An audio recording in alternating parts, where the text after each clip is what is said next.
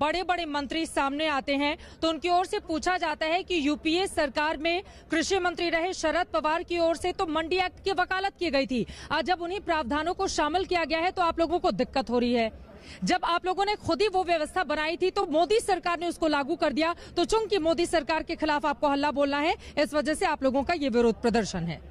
ये बिल्कुल गलत है, ये बिल्कुल बेबुनियाद है और तथ्यों से परे है। और मैं आपको समझाता हूं कि क्यों तथ्यों से परे है। 2007 में कांग्रेस की हरियाणा सरकार ने एपीएमसी जो कानून है उसमें तब्दीली की थी और जो निजी व्यापारी हैं उनको आने की अनुमति दी थी। पर उसके साथ साथ उन्होंने क्या किया, उन्होंने ये कहा कि कोई भी ट्रेड, कोई भी खरीद न्यूनतम समर्थन मूल्य से कम नहीं होगी और अगर न्यूनतम समर्थन मूल्य से आप कम कोई भी करार करेंगे तो आप फिर जेल जाएंगे। तो हम क्या कह रहे हैं, हम इसका विरोध नहीं कर रहे कि आप सुधार करें, पर आप सुधार के नाम के ऊपर जो एक ढांचा जिसके तहत इस देश की 65% जनता 90 करोड़ लोग अपनी जिंदगी चलाते हैं, आप उस व्यवस्था को ध्वस्त करना चाहते हैं क्योंकि आपसे अपना वित्तीय घाटा संभलता नहीं है। तो इसके पीछे जो असली मंशा है जिसके बारे में सरकार बोल नहीं रही, पर इसके ऊपर उनको खुल के आके अपनी बात कहनी चाहिए कि एफसीआई को इतने ऋण के नीचे उन्होंने क्यों दबाया। अब 3.5 लाख करोड़ का जो ऋण है वो सॉवरेन गारंटी से बैक्ड है।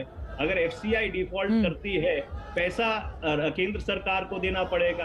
केंद्र सरकार के पास पैसा है नहीं, तो अगर आपके पास पैसा नहीं है तो आप क्या करेंगे, आप पब्लिक प्रोक्योरमेंट खत्म कर देंगे। जब आप न्यूनतम समर्थन मूल्य नहीं देंगे तो पब्लिक प्रोक्योरमेंट नहीं होगी, पब्लिक प्रोक्योरमेंट नहीं होगी तो जो नेशनल फूड सिक्योरिटी एक्ट है वो अपने आप समाप्त हो जाएगा।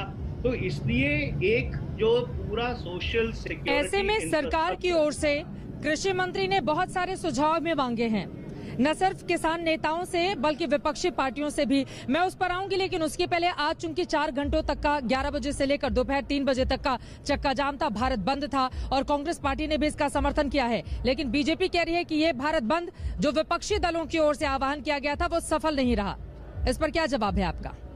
देखिए, ऐसा है कि हमने अपना नैतिक समर्थन भारत बंद को दिया। हमको जोर जबरदस्ती चीजें बंद कराने के पक्षधर नहीं है। हमारा क्या कहना था, हमारा कहना ये था कि आज किसान जो भारत का अन्नदाता है, 65% भारत की जनसंख्या, 90 करोड़ लोग आज इस आशंका में जी रहे हैं